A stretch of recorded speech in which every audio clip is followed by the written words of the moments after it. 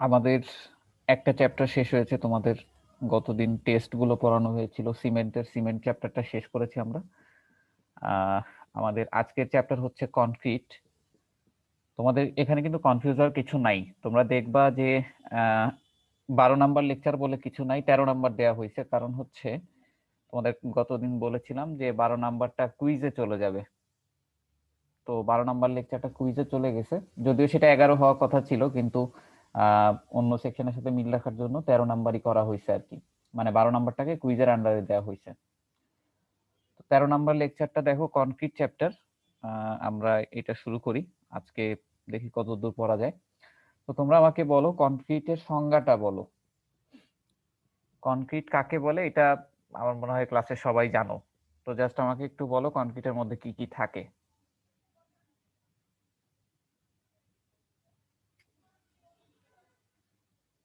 কনক্রিটের মধ্যে কি কি থাকে এটা বললে হবে আপাতত। Course aggregate, fine aggregate, water, cement. আচ্ছা, সিমেন্ট সংক্ষেপে লিখলাম, কোর্স অ্যাগ্রিগেট, ফাইন অ্যাগ্রিগেট, আর বললা হচ্ছে ওয়াটার। আচ্ছা, আরো কিছু থাকে, তবে ইন জেনারেল কনক্রিটের মধ্যে এই জিনিসগুলোই থাকে। আর কি কি থাকতে পারে সেগুলো নিয়ে পরে কথা বলতেছি, আগে একটা ইন জেনারেল এক্সাম্পল দিই। আচ্ছা, এর ভিতরে সিমেন্টের ফাংশনটা কি বলো তো? এর ভিতরে সিমেন্টের ফাংশনটা কি? Binding Binding. সবগুলোকে বাইন্ড Binding. করবে, বাইন্ডিং। আচ্ছা, বাইন্ডিং করবে। কিভাবে বাইন্ড করবে? ওয়াটারের সাথে মিক্স করার ওয়াটারের পরে সাথে রিঅ্যাকশনের মাধ্যমে বাইন্ডিং করবে কাদেরকে? এদেরকে। আচ্ছা, বাইন্ড করে কি হবে? বাইন্ড করে তোমার হাইড্রেশনের মাধ্যমে আস্তে আস্তে সেটিং প্রপার্টি অর্জন করবে এবং আস্তে আস্তে স্ট্রেংথ নিতে পারবে, এরকম একটা অবস্থায় চলে যাবে। এটা হচ্ছে সিমেন্টের কাজ। আর ওয়াটারের ফাংশন কি? ওয়াটারের ফাংশন হচ্ছে সিমেন্টকে হাইড্রেশনে হেল্প করা। তার মানে সিমেন্ট হচ্ছে একটা বাইন্ডিং ম্যাটেরিয়াল, যেটা মোটামুটি তোমরা সবাই জানো। আচ্ছা, আমাকে বলো তো যে কোর্স অ্যাগ্রিগেটের ফাংশনটা কি? কনক্রিটের মধ্যে কোর্স অ্যাগ্রিগেটের ফাংশনটা কি? আর ফাইন অ্যাগ্রিগেটের ফাংশনটা কি? বলো দেখি চিন্তা ভাবনা করে। কোর্স অ্যাগ্রিগেট স্ট্রেংথ প্রোভাইড করার জন্য আর ফাইন অ্যাগ্রিগেট ভয়েড স্পেস কমানোর জন্য। আচ্ছা, হ্যাঁ, ঠিক আছে তোমার কথা, যে কোর্স অ্যাগ্রিগেট হচ্ছে আমাদের মেইনলি স্ট্রেংথটা নেওয়ার জন্য হেল্প করতেছে। আর ফাইন অ্যাগ্রিগেট হচ্ছে মেইনলি তোমাকে ভলিউম বা ভয়েডটা ফিল আপ করতেছে, মানে একটা ভলিউমেট্রিক স্ট্যাবিলিটি দিচ্ছে তোমাকে, এই দুইটা জিনিস। তার মানে আমরা যেটা দেখলাম যে সিমেন্টের কনক্রিটের মধ্যে থাকা 4টা কম্পোনেন্ট, 4টা মূল উপাদানের কিন্তু কোনো না কোনো কন্ট্রিবিউশন আছে, এবং তারা কিন্তু একসাথে কম্বিনেশন হয়ে কাজ করে। আচ্ছা, তোমরা যদি এতটুকু বুঝো, এছাড়াও আরো অনেক কিছু থাকে কনক্রিটে, সেটা আমি এই চ্যাপ্টারে আস্তে আস্তে আলোচনা করব। তো ফার্স্টে আমরা এই সংজ্ঞাটা একটু দেখি। একটু দেখো যে concrete is the world's single most widely used construction material and after water it is the most consumed material on earth. আচ্ছা, কনস্ট্রাকশন ম্যাটেরিয়ালগুলোর মধ্যে কনক্রিট হচ্ছে সব থেকে বেশি ব্যবহার করা হয়। এটার তুমি যেদিকেই তাকাবা সেদিকেই তুমি কনক্রিটের স্ট্রাকচার দেখতে পারবা। আচ্ছা, কনক্রিটের স্ট্রাকচার বলতে আমি এখানে আরসিসি কেই বুঝাচ্ছি মূলত। আরসিসির মধ্যে কি কি থাকে? Sir reinforcement cement. রেইনফোর্সমেন্ট থাকে, কনক্রিট থাকে। মানে এই দুটার মিক্সচার। তো তোমরা আবার কনফিউজ হয়ে যাও না, কারণ অনেকে ওইটার স্টিল ধরে নাই। তো যখনই কনক্রিট স্ট্রাকচার বলবো তখনই বুঝে নিব ওটা আরসিসি স্ট্রাকচার। আচ্ছা, তো এই পৃথিবীতে ওয়াটারের পরে সব থেকে বেশি কনজিউম ম্যাটেরিয়াল হচ্ছে কনক্রিট। তার মানে কনক্রিটের আসলে ব্যবহার অনেক বেশি, এবং এটা তো চোখেই পড়তেছে। তো কনক্রিটের ডেফিনেটলি কিছু সুবিধা আছে, যার জন্য আসলে আমরা কনক্রিটকে ইউজ করতেছি। এটার মধ্যে মূল যে সুবিধাটা সেটা হচ্ছে এটা খুবই ইকোনমিক্যাল, এবং এটা তোমাকে অনেক ডিউরেবল একটা রেজাল্ট প্রোভাইড করে। অর্থাৎ অন্য ম্যাটেরিয়াল দিয়ে তুমি এত কম কস্টের ভিতরে এত ডিউরেবিলিটি পাবা না, যার জন্য কিন্তু কনক্রিটের দিকে হচ্ছে আমরা যাই, মানে কনক্রিট স্ট্রাকচারই প্রেফারেবল। তো আজকে আমরা এগুলো সুবিধা অসুবিধাগুলো পড়বো, কনক্রিটের প্রপার্টি নিয়ে মেইনলি কথা বলবো। আচ্ছা, এই চ্যাপ্টারে আমরা মেইনলি কি কি পড়বো? আমরা এই চ্যাপ্টারে কনক্রিটের বিহেভিয়ার, কনক্রিটের প্রপার্টি সম্পর্কে আলোচনা করব। প্রপার্টি নিয়ে অনেকক্ষণ ধরে কথা বলা হবে, যে কনক্রিট কেমন বিহেভ করে, কখন কেমন বিহেভ করে। কনক্রিটের প্রপার্টি আবার দুই ভাগে ভাগ করা হয়েছে, কারণ একটা কনক্রিট দুইটা অবস্থায় থাকে। একটা হচ্ছে তার শুরুর দিকে ফ্রেশ অবস্থা, আর একটা হচ্ছে তার হার্ডেন অবস্থা। ফ্রেশ অবস্থায় তার কিছু প্রপার্টি থাকে, আর হার্ডেন্ড অবস্থায় তার কিছু প্রপার্টি থাকে। তো এই দুইটা প্রপার্টি নিয়ে আমরা মেইনলি বিস্তারিত হয়তো নেক্সট ক্লাসের থেকে শুরু করব। আজকে হচ্ছে একদম বেসিক লেভেল আলোচনাটা হবে। এরপর আমরা কনক্রিটের টেস্টগুলো পড়ব। মোটামুটি কনক্রিটের ভিতরে আমরা অনেক সময় অ্যাডমিক্সচার ইউজ করি। অ্যাডমিক্সচার কি জিনিস, অ্যাডমিক্সচারের সুবিধা অসুবিধাগুলো পড়ব, টাইপগুলো পড়ব। এছাড়াও আসলে অনেক কিছু এই চ্যাপ্টারে পড়া হবে। তো এই চ্যাপ্টারটা আসলে মোটামুটি আমাদের কিছুদিন সময় লাগবে, বলতে পারো যে গত চ্যাপ্টারটার মতো না হলেও আগের চ্যাপ্টারটা একটু সময় নিয়ে তোমাদেরকে পড়াইছি, কারণ আগের চ্যাপ্টারটা অনেক বেসিক, ওই নলেজগুলো আমাদের এখানে কিছুটা লাগবে আর কি। অলরেডি তোমরা বলতেছো যেগুলা, সেগুলোই আগের চ্যাপ্টারের ফলাফল আর কি। এখানে একটা সংজ্ঞা দেওয়া হয়েছে, দেখো যে concrete is an artificial stone like material used for various structural purposes, which is made by mixing a binding material, cement, filler materials like aggregate, যেমন sand, stone chips, brick chips, with water, and allowing the mixture to harden by hydration. অর্থাৎ concrete হচ্ছে cement, binding material হিসেবে থাকা cement, filler material হিসেবে থাকা sand অথবা stone chips অথবা brick chips, এবং ওয়াটারের সমন্বয়ে গঠিত একটা ম্যাটেরিয়াল, যেটা হাইড্রেশনের মাধ্যমে হার্ডেন প্রপার্টি অর্জন করতেছে, এবং একটা সার্টেন টাইম পরে সে একটা আর্টিফিশিয়াল স্টোন লাইক ম্যাটেরিয়ালের মতো বিহেভ করতেছে, অর্থাৎ অনেক বেশি স্ট্রেংথ নিতে পারতেছে একটা সার্টেন টাইম পরে এই হাইড্রেশন রিঅ্যাকশনটার মাধ্যমেই। তো এটা হলো কনক্রিটের ডেফিনেশন। এখন দেখো the simplest representation of concrete is, এটা অলরেডি তোমরা জানো যে cement, coarse aggregate, fine aggregate আর ওয়াটার। এখানে আমি অন্যভাবে লিখছি যে সিমেন্ট আর ওয়াটারের যে মিক্সচার, এটাকে অবশ্যই সিমেন্ট পেস্ট বলে। এটা মনে হয় সবাই জানো, ল্যাবেও পড়ছো, আমিও এই কোর্সে অনেকবার পড়াইছি। আর মর্টার কাকে বলে? একই জিনিস, সিমেন্ট, ওয়াটার আর ফাইন অ্যাগ্রিগেটের যে মিক্সচার, সেটাকে বলা হয় মর্টার। এখানে আমি সংক্ষেপে লেখা হয়েছে, যেমন সিমেন্ট পেস্ট মানেই তো এই যে সিমেন্ট আর ওয়াটার, এটার সাথে ফাইন অ্যাগ্রিগেট মিশালেই আমরা মর্টার পেয়ে যাব। তো মর্টার নিয়ে কথা বলবো না, মর্টারের চ্যাপ্টার আলাদা, ওটা পরে পড়বো আর কি। আর মর্টারের সাথে কোর্স অ্যাগ্রিগেট মিশালে, অর্থাৎ মর্টার মানে কিন্তু এই যে এটা সিমেন্ট পেস্ট আর ফাইন অ্যাগ্রিগেট, এটার সাথে কোর্স অ্যাগ্রিগেট মিশালে পাচ্ছি হচ্ছে কনক্রিট। এই দুইটার মধ্যে মূল পার্থক্য হচ্ছে, দেখো যে কোর্স অ্যাগ্রিগেট একটাতে আছে আর একটাতে নাই। মর্টারে কিন্তু কোনো কোর্স অ্যাগ্রিগেট নাই। তো এই কোর্স অ্যাগ্রিগেটটা থাকার কারণেই কনক্রিট কিন্তু অতিরিক্ত স্ট্রেংথ নিতে পারে, আর মর্টারে কিন্তু তুমি কনক্রিটের মতো স্ট্রেংথ পাবা না এই কোর্স অ্যাগ্রিগেটটা না থাকার কারণে। এই জন্য মেইনলি তোমার স্ট্রাকচারের যদি পারপাস থাকে লোড নেয়ানোর বা সার্টেন মিনিমাম স্ট্রেংথ নেয়ার, তাহলে অবশ্যই আমরা কনক্রিটের দিকে যাব। আর মর্টারকে আমরা ইউজ করি সাধারণত যদি তোমার স্ট্রেংথ নেয়ার কোনো পারপাস না থাকে, কম স্ট্রেংথ নিতে হয়, সেই সকল স্ট্রাকচারাল পারপাসে আমরা এটাকে ইউজ করি। আমরা অনেক সময় আমাদের ব্রিকের মাঝখানের যে লেয়ার আছে সেখানে মর্টার ব্যবহার করে থাকি, প্লাস্টারিং এর ক্ষেত্রে ব্যবহার করে থাকি। তো অর্থাৎ যখন আমার লোড নেওয়াটাই মূল উদ্দেশ্য হবে, তখনই আমরা কনক্রিটের দিকে চলে যাব আর কি। আচ্ছা, এই জিনিসটা একটু দেখো, durable structures are not able to be made by using cement and water.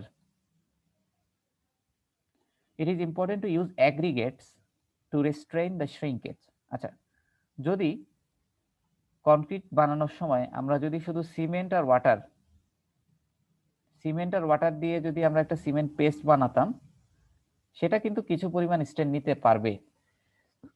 তো অ্যাগ্রিগেটটা যদি আমরা অ্যাড না করি, তাহলে কি হবে, তুমি যদি শুধু সিমেন্ট আর ওয়াটার দিয়ে সিমেন্ট পেস্ট বানাও, সেটা যখন শক্ত হবে, হার্ডেনিং হওয়ার সময় এটার উপরে শ্রিঙ্কেজ ক্র্যাকিং হওয়ার পসিবিলিটি অনেক বেশি থাকে। শ্রিঙ্কেজ ক্র্যাকিং কি? শ্রিঙ্কেজ ক্র্যাকিং হচ্ছে তোমার কনক্রিটটা যখন, এটাও আমি তোমাদেরকে পড়াবো নেক্সট ক্লাসে অথবা তার পরের ক্লাসে, আমরা শ্রিঙ্কেজটা যখন আলাদা করে পড়বো। তোমার কনক্রিট যখন হার্ডেন হওয়া শুরু করে, তখন কনক্রিট একটা শ্রিঙ্ক করে। তো এই শ্রিঙ্ক করার সময় তুমি যদি শুধু সিমেন্ট পেস্ট দিয়ে বানাতে আর কি তোমার স্ট্রাকচারগুলো, তাহলে দেখা যেত শ্রিঙ্কেজ ক্র্যাকিংটা অনেক বেশি হতো। কিন্তু যেহেতু অ্যাগ্রিগেট অ্যাড করতেছি আমরা, এই অ্যাগ্রিগেট গুলো এই শ্রিঙ্কেজ ক্র্যাকিংকে দূর করে। মানে দেখো যে মানে তোমার শ্রিঙ্কেজ ক্র্যাকিংটাকে যত দূর প্রিভেন্ট করা সম্ভব এই অ্যাগ্রিগেট গুলোই মূলত প্রিভেন্ট করতেছে। তুমি যদি শুধু সিমেন্ট পেস্ট দিয়ে বানাতা এখানে ক্র্যাকিং অনেক বেশি হওয়ার চান্স থাকতো। তো এই জন্য অ্যাগ্রিগেটের আরেকটা ফাংশন হচ্ছে এরকম শ্রিঙ্কেজ থেকে তোমাকে মোটামুটি রক্ষা করে। আচ্ছা এখন আসো যে এখানে দেখবা কনক্রিটকে বলা হয় একটা কম্পোজিট ম্যাটেরিয়াল। তো কেন কম্পোজিট ম্যাটেরিয়াল বলা হয় সেটার একটা ব্যাখ্যা আছে। ফার্স্টে তোমাকে কম্পোজিট ম্যাটেরিয়াল কাকে বলে সেটা একটু জানতে হবে।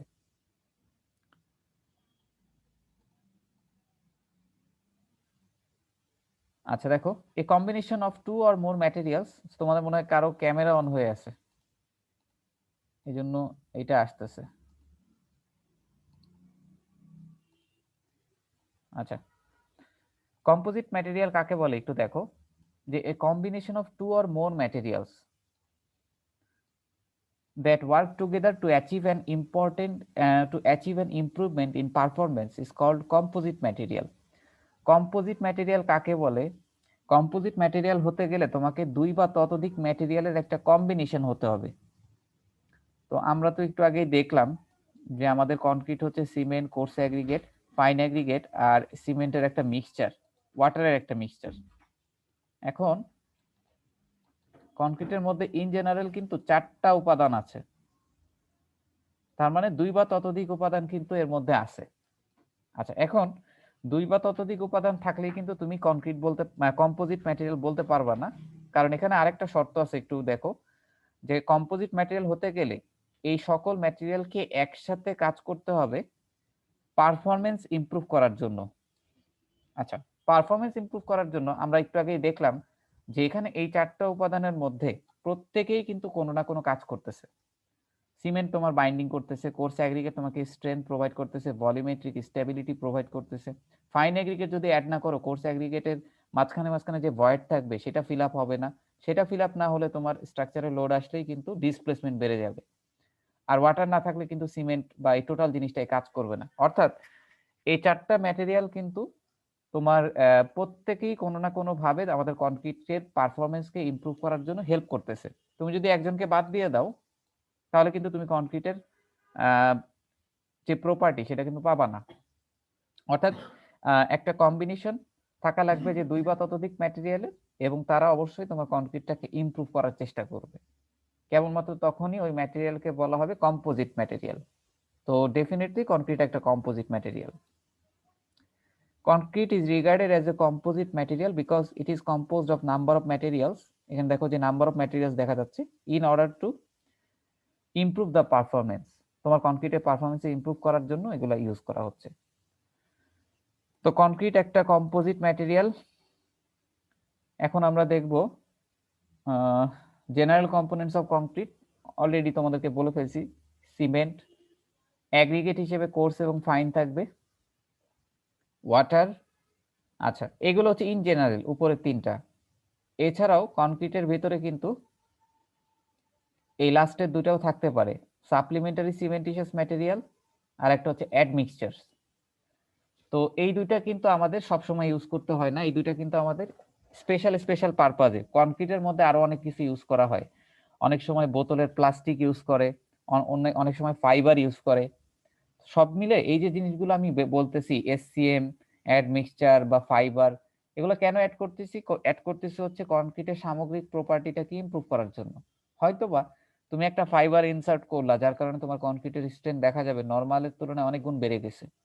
তো তোমার চাহিদাটা কি, ওই অনুযায়ী আমরা কনক্রিটের পারফরমেন্স চেঞ্জ করতে পারবো আমাদের এই ম্যাটেরিয়ালগুলোকে চেঞ্জ করে। অর্থাৎ কনক্রিট যে সবসময় ওয়াটার, সিমেন্ট, কোর্স অ্যাগ্রিগেট আর ফাইন অ্যাগ্রিগেট হবে এমন কোনো কথা নাই। যেমন তোমাদেরকে এসসিএম পড়ানোর সময় বলেছিলাম, এসসিএম হিসেবে সাধারণত ইউজ করা হয় ফ্লাই অ্যাশ, স্ল্যাগ এবং সিলিকা ফিউম। তো এখন তোমাকে বলা হলো যে তুমি একটা ডিউরেবল কনক্রিট বানাও। তো ডিউরেবল কনক্রিট যদি বানাতে চাই তাহলে কিন্তু অবশ্যই তোমাকে এসসিএম নিতে হবে। এসসিএম গুলো নিলে হয়তো তার কিছু ডিসঅ্যাডভান্টেজ আছে, কিন্তু তুমি যদি ডিউরেবিলিটি চাও তাহলে কিন্তু তোমাকে এদিকেই যেতে হবে।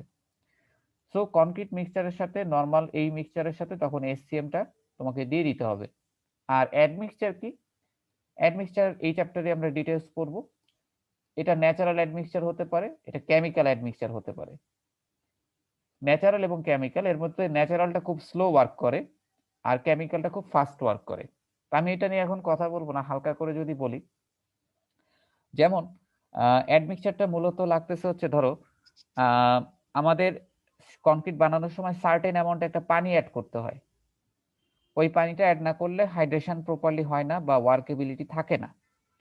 এই যে পানিটা অ্যাড করতেছি, এই পানিটার একটা অংশ হাইড্রেশনে হেল্প করে, আর একটা অংশ তোমাকে ওয়ার্কেবিলিটি প্রোভাইড করে। এখন পানি যদি তুমি কম দাও তাহলে তোমার ওয়ার্কেবিলিটিটা কমে যাবে। ওয়ার্কেবিলিটি জিনিসটা কি, যে কোনো একটা মিক্সচারকে কত সহজে তুমি কনক্রিট মিক্সচারটাকে মিশাতে পারো। আমাদের কাজের সুবিধার জন্য ওয়ার্কেবিলিটি বেশি হওয়া ভালো নাকি কম হওয়া ভালো? আমরা যদি মানে আমাদের কাজের সুবিধার জন্য ওয়ার্কেবিলিটি বেশি হওয়া ভালো নাকি কম হওয়া ভালো, বলো দেখি। স্যার বেশি। আচ্ছা, বেশি হওয়া ভালো কেন?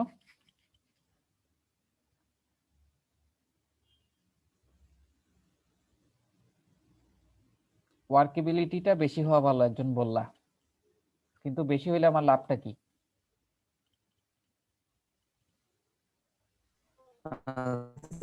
স্যার ইজিলি আমরা স্যার মানে আচ্ছা, গুলা তোমার নাড়াচাড়া করতে পারবো বা মানে ইজিলি, আচ্ছা কাজটা আচ্ছা,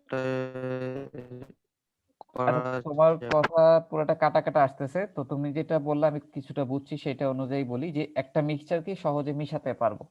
আমরা যদি কোনো একটা মিক্সচারকে সহজে মিশাতে পারি, ওটাই কিন্তু আমরা কিন্তু চাই যে আমাদের যে লেবাররা থাকবে তারা যেন সহজে মিশাতে পারে, কারণ জিনিসটা যদি ড্রাই থাকে তাহলে কিন্তু তুমি প্রপারলি মিশাতে পারবা না। তারপরে আমরা প্লেস করার পর যখন কম্প্যাকশন করব, জিনিসটার ওয়ার্কেবিলিটি যদি বেশি হয়, অল্প কম্প্যাকশনে কাজ হয়ে যাবে। তো আমরা ওয়ার্কেবিলিটিটা সাধারণত বেশি চাই। সার্ফেস এরিয়া কভার করবে না যদি আমার ওয়ার্কেবিলিটি বেশি থাকে?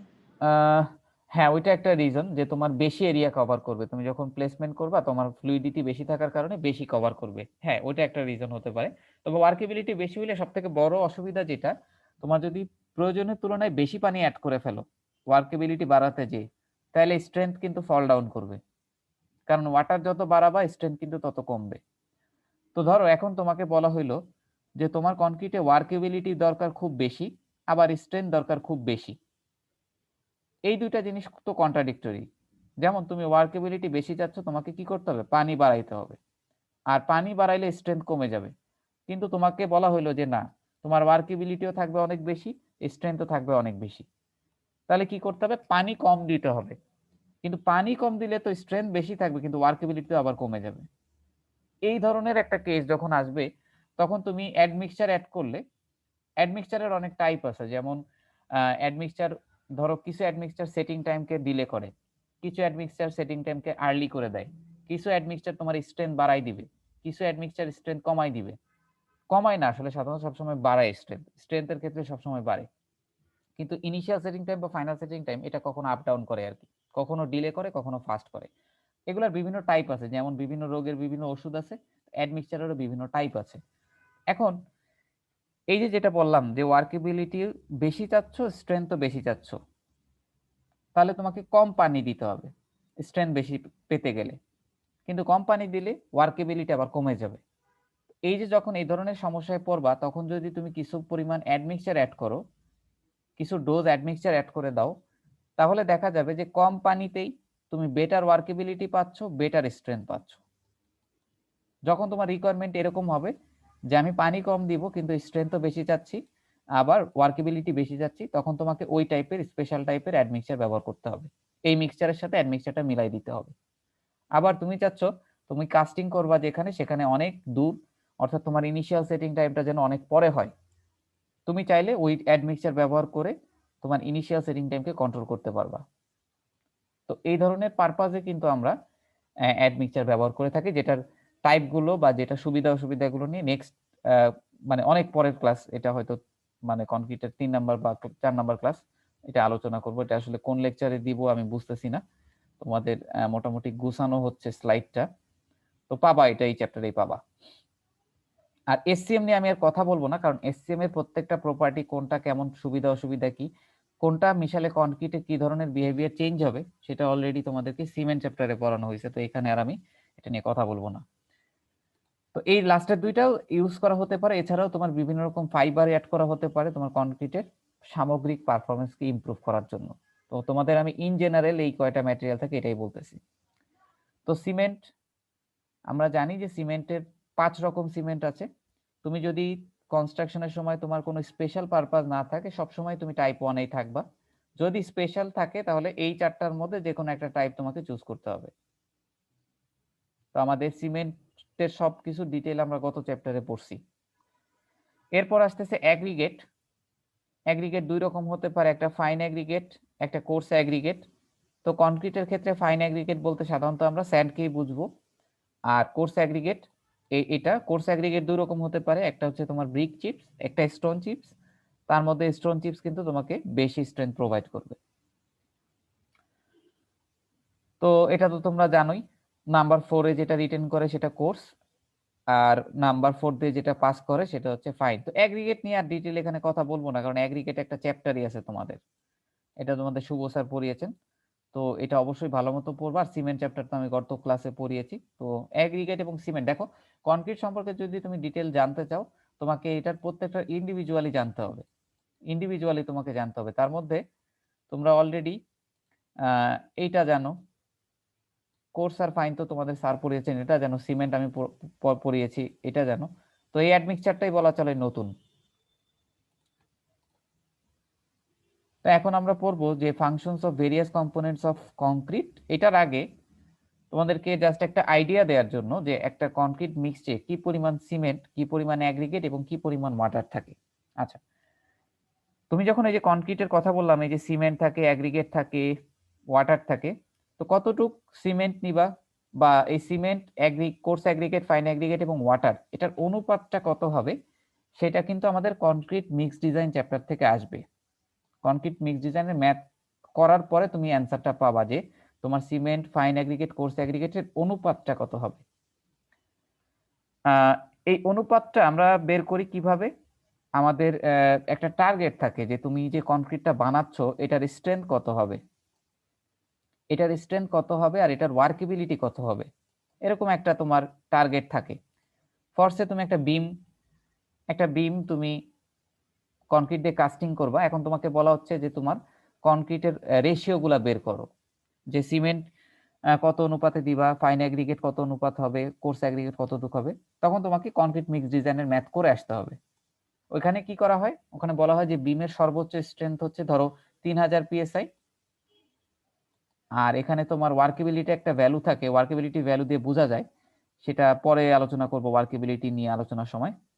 তো একটা ওয়ার্কেবিলিটি অর্জন করতে হয়, একটা স্ট্রেংথ অর্জন করতে হয়, এই দুইটাকে টার্গেট রেখে তুমি ডিজাইনটা শুরু করো। এরপর তুমি ফাইনালি সিমেন্ট, কোর্স অ্যাগ্রিগেট এবং ফাইন অ্যাগ্রিগেটের একটা অনুপাত বের করো, ওই অনুপাত অনুযায়ী তুমি কনক্রিটটাকে মিশাও। তো কনক্রিটের মধ্যে সিমেন্ট, ফাইন অ্যাগ্রিগেট এবং কোর্স অ্যাগ্রিগেটের যে অনুপাত, সেটা আমরা নেক্সট চ্যাপ্টারে পড়বো। জাস্ট তোমাদেরকে একটা আইডিয়া দেওয়ার জন্য যে সিমেন্ট থাকে কনক্রিটের মধ্যে 10 থেকে 15% ইন জেনারেল, 60 থেকে 75% থাকে অ্যাগ্রিগেট। আমি এখানে ফাইন এবং কোর্স দুইটাই বলতেছি একসাথে। ওয়াটার থাকে 15 থেকে 20%, এটা একদম ইন জেনারেল। আচ্ছা, এই 60 থেকে 75% অ্যাগ্রিগেটের মধ্যে ফাইন অ্যাগ্রিগেটের পরিমাণ বেশি থাকে নাকি কোর্স অ্যাগ্রিগেটের পরিমাণ বেশি থাকে? তোমাদেরকে একটু বলে রাখি, ইন জেনারেল কোর্স অ্যাগ্রিগেটের ক্ষেত্রে পরিমাণটা বেশি থাকে আমাদের নর্মাল কনক্রিটের ক্ষেত্রে। স্পেশাল টাইপ অফ কনক্রিটে অনেক সময় ফাইন অ্যাগ্রিগেটও বেশি থাকে, তো সেটা নিয়ে কথা বলতেছি না, নর্মালের ক্ষেত্রে আমরা জাস্ট বলতেছি। একটা কনক্রিট মিক্সচারে মোটামুটি 6% এয়ার থাকে। এয়ারটা কেন আসতেছে বুঝতেই পারতেছো, এখানে course aggregate, fine aggregate, cement এবং ওয়াটারের একটা মিক্সচার, তার মানে এখানে প্রচুর ভয়েড থাকবে। মানে তুমি কম্প্যাকশন করলেও দূর করতে পারবা না, তুমি ফাইন অ্যাগ্রিগেট অ্যাড করলেও দেখবা যে সেখানে কিছু পরিমাণ ভয়েড থেকে যাচ্ছে। তো এই ভয়েড গুলাতে এয়ার থাকে, মোটামুটি 5-6% মতো এয়ার তোমাকে ধরে চিন্তা করতে হবে। 11% মতো পোর্টল্যান্ড সিমেন্ট, তো দেখো এই রেঞ্জের মধ্যে আছে। এটা একটা এক্সাম্পল দেওয়া হচ্ছে, এটা মুখস্থ করার দরকার নাই তোমাদের, জাস্ট একটা আইডিয়া দেওয়ার জন্য। 41% থাকে কোর্স অ্যাগ্রিগেট বা গ্রাভেল বা ক্র্যাশড স্টোন বলা হচ্ছে, আর 26% স্যান্ড। দুটো যোগ করলে দেখবা যে এই রেঞ্জের মধ্যে আসছে। আর 16% থাকে হচ্ছে ওয়াটার। এখন জাস্ট একটা আইডিয়া করলাম যে আমরা কনক্রিটের ভিতরে কোর্স অ্যাগ্রিগেটের পরিমাণটাই সব থেকে বেশি থাকে, আর মোটামুটি এইটুকু এয়ার, এইটুকু সিমেন্ট, এগুলো থাকে আর কি। এখন আসো functions of water in concrete. এবার কংক্রিটের মধ্যে থাকা যে ইয়াগুলা দেখলা, কম্পোনেন্ট গুলা দেখলা, তাদের ফাংশন কি সেটা নিয়ে আলোচনা হচ্ছে। তো এটা আমি অলরেডি প্রথমেই তোমাদের টুকটাক আলোচনা করে ফেলেছি। যেমন ওয়াটারের ফাংশন হচ্ছে দুইটা। প্রথম কাজ হচ্ছে হাইড্রেশন করে, তোমার সিমেন্টের সাথে হাইড্রেশন রিঅ্যাকশন করে কনক্রিটের সেটিং প্রপার্টি এবং হার্ডেন প্রপার্টি অর্জন করতেছে ওয়াটারটা মূলত। এছাড়াও ওয়াটারটা তোমাকে একটা ওয়ার্কেবিলিটি প্রোভাইড করে, কিন্তু এই ওয়ার্কেবিলিটি বেশি ওয়াটার যত বেশি, ওয়ার্কেবিলিটি তত বেশি। তবে হাই ওয়ার্কেবল কনক্রিট বানাতে গেলে তোমাকে হাই ওয়াটার সিমেন্ট রেশিও নিতে হবে, অর্থাৎ ওয়াটারের পরিমাণ বেশি নিতে হবে। এটা নিলে তোমার স্ট্রেন্থটা ফল করবে। দেখো, high water cement ratio leads to low strength but good workability. বেশি ওয়াটার সিমেন্ট রেশিও নিলে স্ট্রেংথ কমে যাবে কিন্তু ওয়ার্কেবিলিটি বেশি হবে। ওয়াটারের ফাংশন দুইটা, একটা হচ্ছে ওয়ার্কেবিলিটি প্রোভাইড করা, আর একটা হচ্ছে হাইড্রেশন রিঅ্যাকশন সম্পন্ন করা। অ্যাগ্রিগেটের ফাংশন অলরেডি তোমরা বলছো। তো এখন আসো আমি টোটাল যদি কথাটা বলি, যে it makes the body and occupy 60 to 70% of concrete. It is cheap filler material. অ্যাগ্রিগেটকে বলা হচ্ছে একটা ফিলার ম্যাটেরিয়াল। তার মধ্যে কোর্স অ্যাগ্রিগেটটা স্ট্রেংথ নেয়, আর ফাইন অ্যাগ্রিগেটটা মেইনলি ভয়েড গুলা ফিল আপ করে। একটা অ্যাগ্রিগেট দেখো টোটাল 60 থেকে 70% ভলিউম অকুপাই করে রাখে কনক্রিটের, অর্থাৎ কনক্রিটের সামগ্রিক ভলিউমের অনেক বেশি পার্সেন্টেজই কিন্তু এর দখলে। এ তোমাকে একটা ভলিউম স্টেবিলিটি প্রোভাইড করে, অর্থাৎ মানে আমাদের অ্যাগ্রিগেট গুলো যখন বাইন্ড করে শক্ত হয়ে যায়, সে তোমাকে একটা ভলিউম স্টেবিলিটি দিচ্ছে। আবার এরা কিন্তু মেইনলি অনেকখানি জায়গা দখল করতেছে, আবার এরা কিন্তু অনেক চিপ। তার মানে তুমি অনেকখানি ভলিউম কভার করে ফেলতে পারতেছো এদেরকে দিয়েই। এর জন্যই কিন্তু কনক্রিট আলটিমেটলি অনেক চিপ।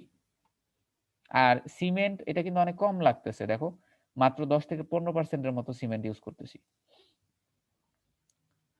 আর ইট প্রোভাইডস অ্যাব্রেশন রেজিস্ট্যান্স, অর্থাৎ এটা যখন শক্ত হয়ে যাবে কনক্রিট, মানে অ্যাগ্রিগেটের মূল আর একটা ফাংশন হচ্ছে এটা যখন শক্ত হয়ে যাবে তখন সারফেসে কোনো অ্যাব্রেশন রেজিস্ট্যান্স হবে না। অর্থাৎ সারফেসে যদি তুমি ঘষে তুলতে চাও জিনিসটাকে, সেটা আসলে সহজে মানে ক্ষয়প্রাপ্ত হবে না, সারফেসটাকে অনেক শক্ত করে দিবে। তো অ্যাগ্রিগেটের ফাংশন হচ্ছে এইটা। তো এখন আসো আমরা কনক্রিটের অ্যাডভান্টেজেস এবং ডিসঅ্যাডভান্টেজেস নিয়ে কথা বলি।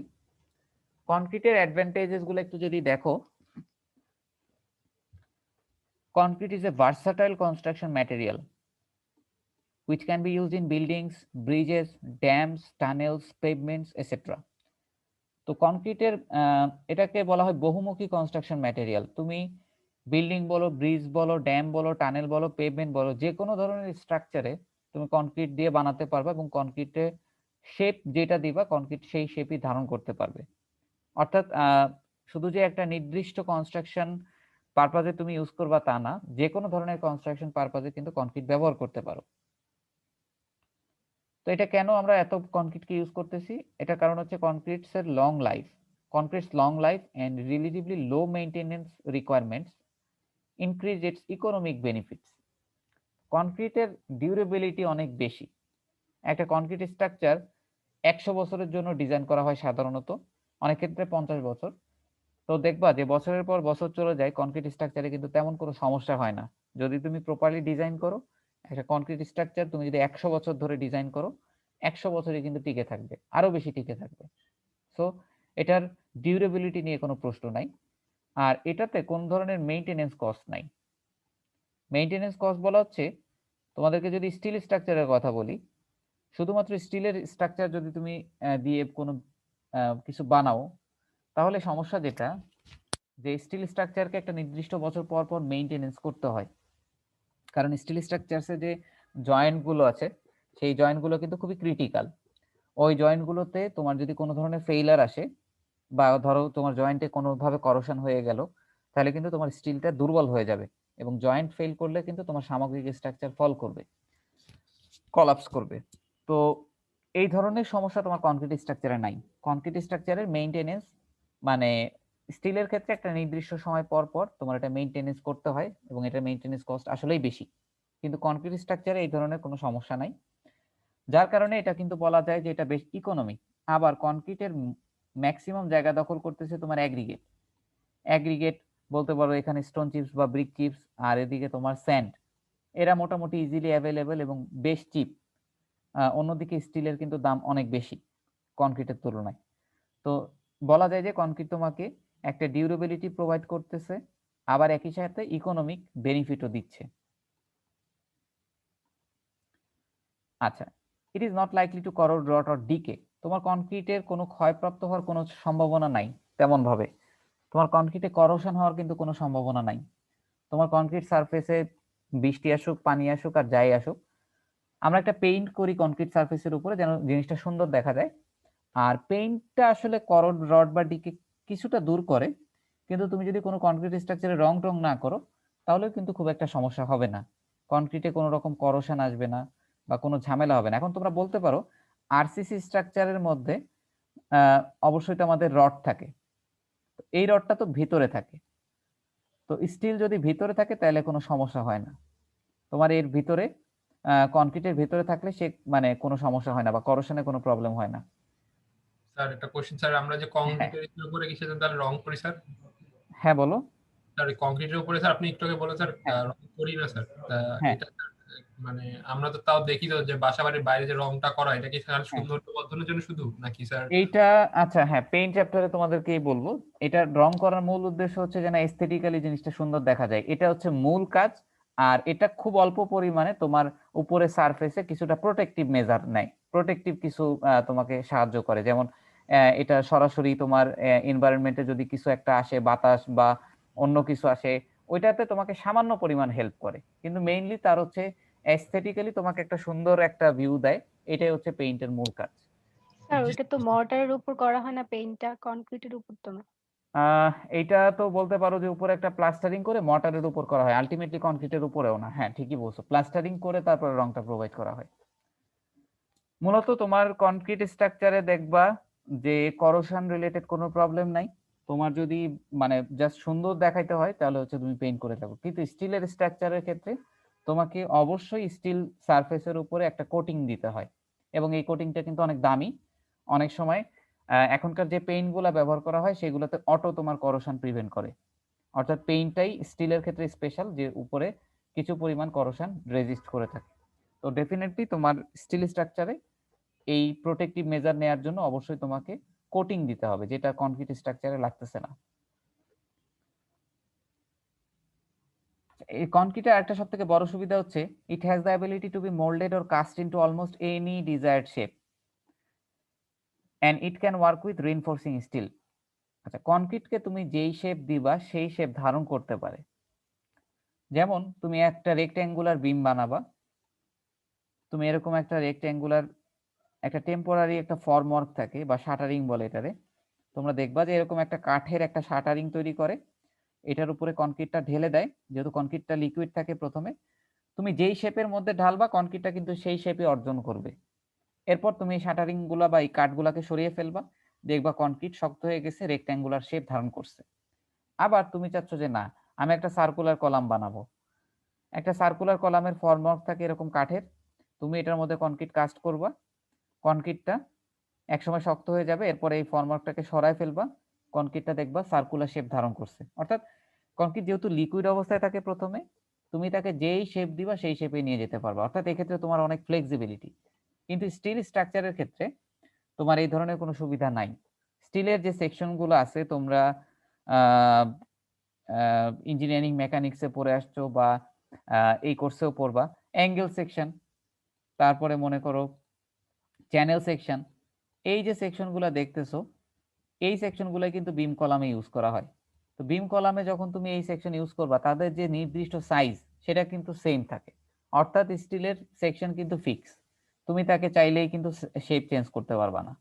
তো এই ক্ষেত্রে স্টিলের ডিসঅ্যাডভান্টেজ হচ্ছে তুমি বাজার থেকে কিনে আনবা, যেই শেপে পাবা ওই শেপটাই তোমাকে মেনটেন করতে হবে, কিন্তু এটাকে তুমি শেপটাকে চেঞ্জ করতে পারতেছো, যখন যেই শেপে ইচ্ছা ওই শেপে নিয়ে যেতে পারতেছো। আর এখানে আমরা রিইনফোর্সিং স্টিল ব্যবহার করতে পারি কনক্রিটের সাথে, যেটা তোমাকে একটা বেনিফিট দিচ্ছে, কারণ আমাদের কনক্রিটে আমরা জানি যে কনক্রিট কম্প্রেশনে খুবই দুর্বল, টেনশন নিতে পারে না। তো টেনশনটা নেওয়ানোর জন্য আমরা এখানে রিইনফোর্সিং স্টিল দিতে পারি। এই রিইনফোর্সিং স্টিলটাই মেইনলি টেনশনটা নেয়। তো এইটা কনক্রিটের সাথে খুব ভালো মতো কম্বিনেশন করে কাজ করতে পারে। এই জন্য কিন্তু আরসিসি স্ট্রাকচারের অ্যাডভান্টেজ অনেক বেশি বা প্রচলন অনেক বেশি।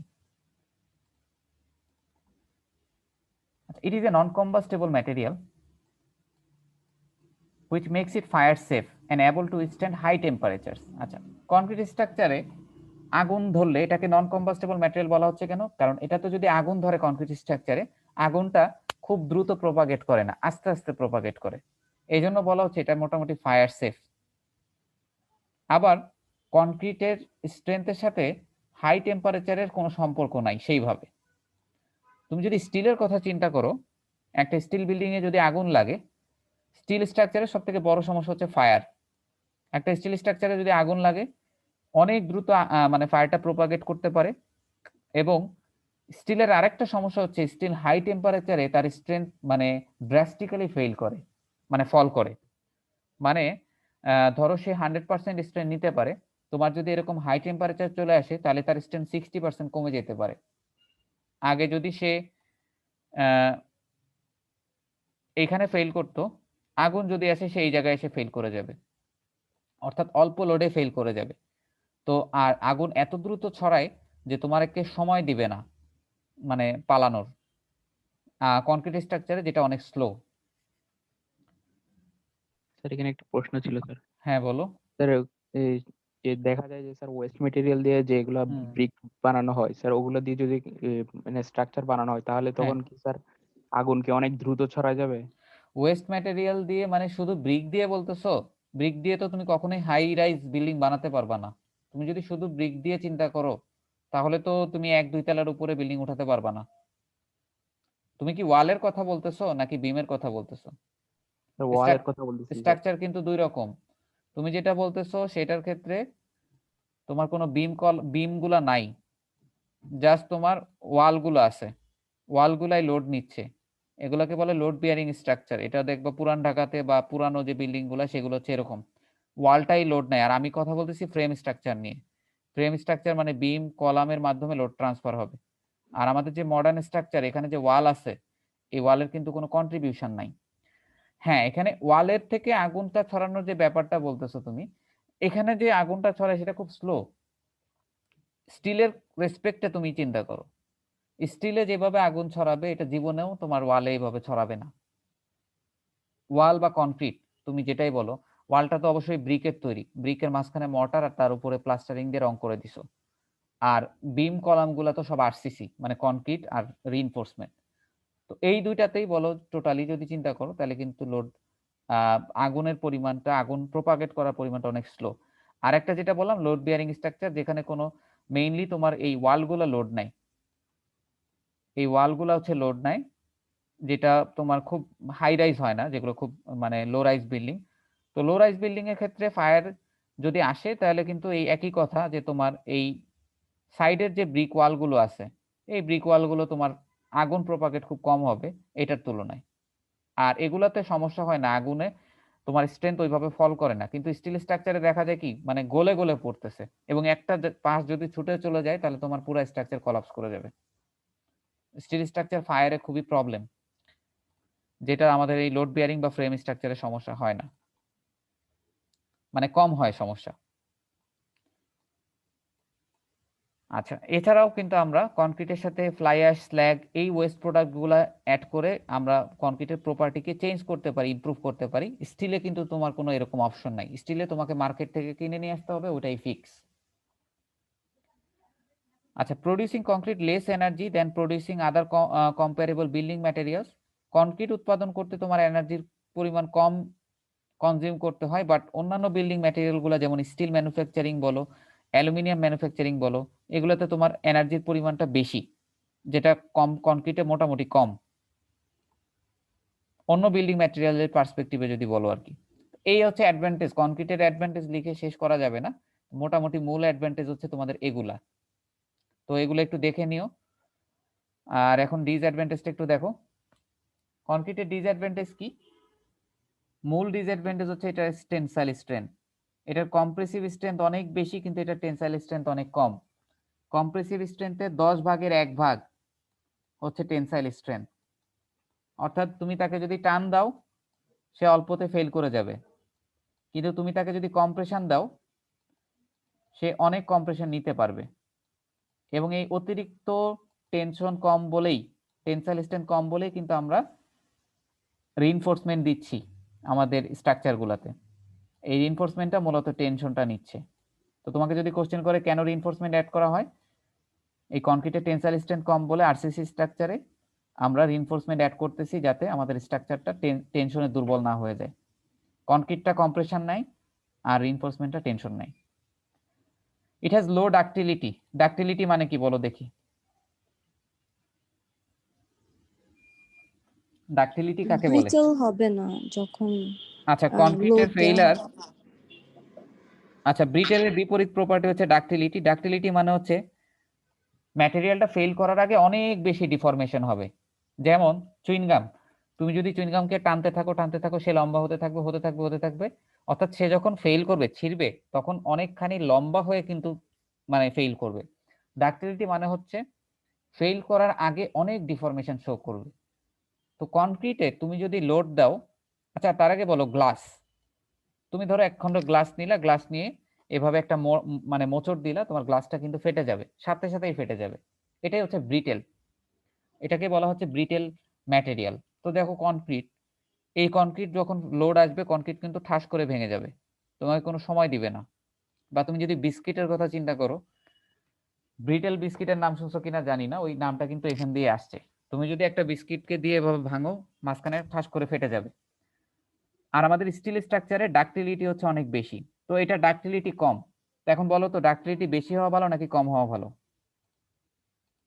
ডাক্টিলিটি কিন্তু বেশি হওয়াটা ভালো, কারণ ফেল করার আগে তুমি একটু টের পাইলা যে তোমার স্ট্রাকচারে ডিফরমেশন আছে। যেমন স্টিল স্ট্রাকচারে প্রচুর ডাক্টাইল, স্টিল ফেল করার আগে অনেকখানি তার ডিফরমেশন হবে, তারপরে ফেল করবে। আর কনক্রিট স্ট্রাকচার ঠাস করে ভেঙে যাবে। ধরো আজকে আমি একটা রুমে বসে আছি, আমার মাথার উপর একটা স্ল্যাব আছে, সেটা যদি লোড আসে, মানে সে আলটিমেট লোড এসে যদি ফেল করে, তাহলে কিন্তু স্ল্যাবটা ঠাস করে ফেটে যাবে, তোমার কিন্তু কোনো সুযোগ দিবে না। যদি স্টিলের স্ট্রাকচার হতো তাহলে ফার্স্টে কিছুক্ষণ বাঁকতো, তারপরে তুমি দেখতা যে হ্যাঁ বাঁকতেছে, তখন কিন্তু তুমি সাথে সাথে পালাই যেতে পারতা। তো এটা লো ডাক্টিলিটি, এটা একটা অসুবিধা। এবং এই জন্য কিন্তু ভূমিকম্পের সময় এই কনক্রিট স্ট্রাকচার কিন্তু প্রেফারেবল না। ভূমিকম্পে কনক্রিট স্ট্রাকচারের পারফরমেন্স খুবই খারাপ, কারণ এটার মানে ডিফরমেশন কম। আর স্টিল স্ট্রাকচার দুলবে কিন্তু তোমার ঠাস করে ফেটে যাবে না। It is susceptible to cracking. Concrete স্ট্রাকচারে প্রচুর ক্র্যাকিং আসে, এটা সবথেকে বড় সমস্যা। তুমি ক্র্যাকিংকে দূর করতে পারবা না। প্রথম দিকে যখন হার্ডেন হতে যায় তখন ক্র্যাকিং দেখা যায়। এছাড়াও হার্ডেন হওয়ার পরে তুমি যদি তোমার বিম বা কলামে ম্যাগনিফাইং গ্লাস দিয়ে একটু ধরো, দেখবা হাজার হাজার ক্র্যাক পড়ে আছে। তো এই ক্র্যাকিংটা সবসময় সমস্যা না, কিন্তু সারফেসে ক্র্যাকিং থাকে, যেটা স্টিলে থাকে না। আচ্ছা, লাস্ট পয়েন্ট, তোমাদের সময়ও শেষ। এটার কিউরিং টাইমটা অনেক বেশি। Full strength development needs a month. Concrete স্ট্রাকচারের ক্ষেত্রে তুমি কিন্তু আজকে কাস্টিং করে আজকেই তুমি স্ট্রেন্থ পেতে পারবা না, তোমাকে মোটামুটি 1 মাস সময় লাগবে। আর এটার কিউরিং টাইমটা বেশি, মানে তোমাকে পানি দিয়ে তোমাকে জিনিসটাকে ভেজায় রাখতে হবে স্ট্রেন্থ পেতে, হাইড্রেশন কমপ্লিট করে ফুল স্ট্রেন্থ ডেভেলপমেন্ট করতে মোটামুটি 28 দিন মতো সময় লাগবে। আর স্টিল স্ট্রাকচারে তুমি একেবারে সাথে সাথেই কিন্তু স্ট্রেন্থ পেয়ে যাচ্ছ। মানে স্টিল স্ট্রাকচার বাজার থেকে রেডিমেড কিনে আনতেছো, তুমি চাইলে এখনই বসাই দিলেই এখন স্ট্রাকচার রেডি হয়ে গেল। অর্থাৎ স্টিল স্ট্রাকচারে এরকম কিউরিং এর ব্যাপার নাই বা স্ট্রেন্থ ডেভেলপমেন্টের কোনো ব্যাপার নাই। তো ঠিক আছে, আজকে তোমাদের সময় শেষ। আমরা তাহলে তোমাদের সাথে মিড ব্রেকের পরে ক্লাস তো আমরা পরেই করবো আর কি। তো ঠিক আছে, আজকে তাহলে এই পর্যন্তই।